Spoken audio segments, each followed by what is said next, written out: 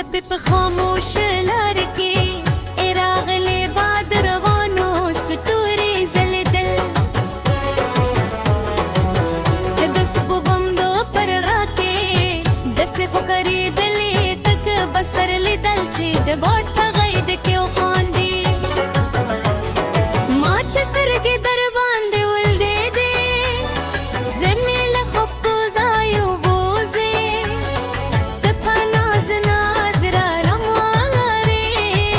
او زما ټول فکر په یوه نظر کې وتېخو ستا د قدمونو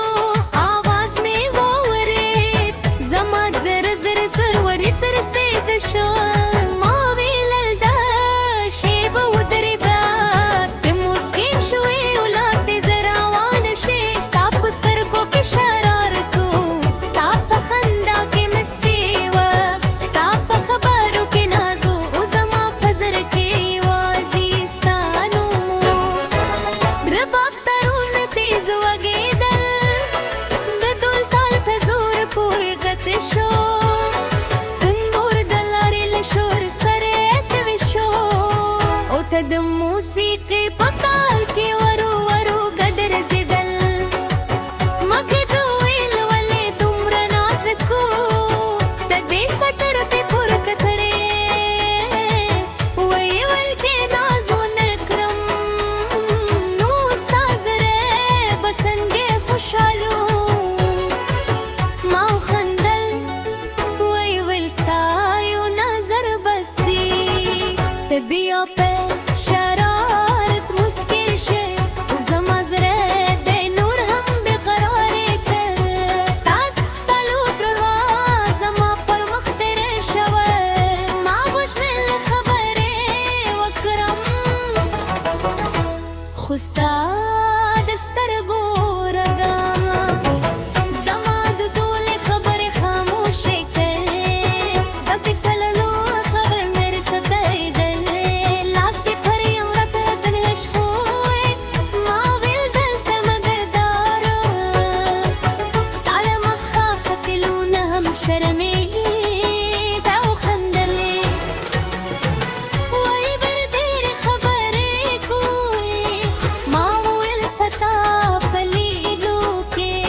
خاموشي هم راته غیر سخته ده مزام ورو ورو تیار شو د غرونو پر سر سته بمبې راوخواته ته د چینې پر غاړه ناسته وې او د اوبو له شور سره یې درو ورو سندرېدل ستا غمر مخو زما زړه یې سخت ونیو ما ولې بیا یې وویل ته یې ویل نه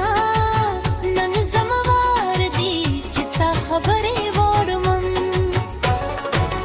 ما درته ویل زما ټوله خبره ته یې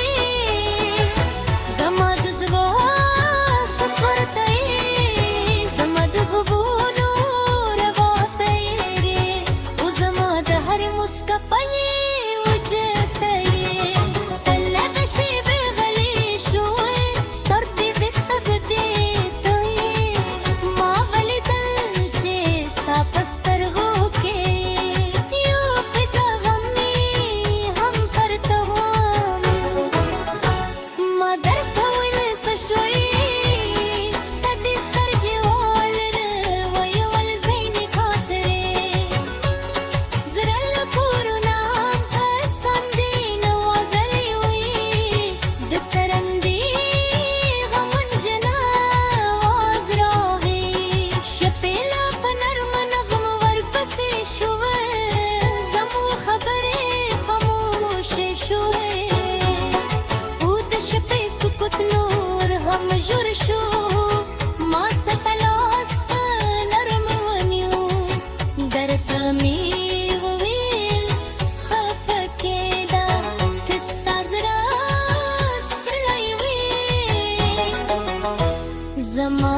غر دې ګرم ځای دی دا مسکر شوې ستا په سترګو کې مې بېرته ورا ما پوه شوم چې ګې نه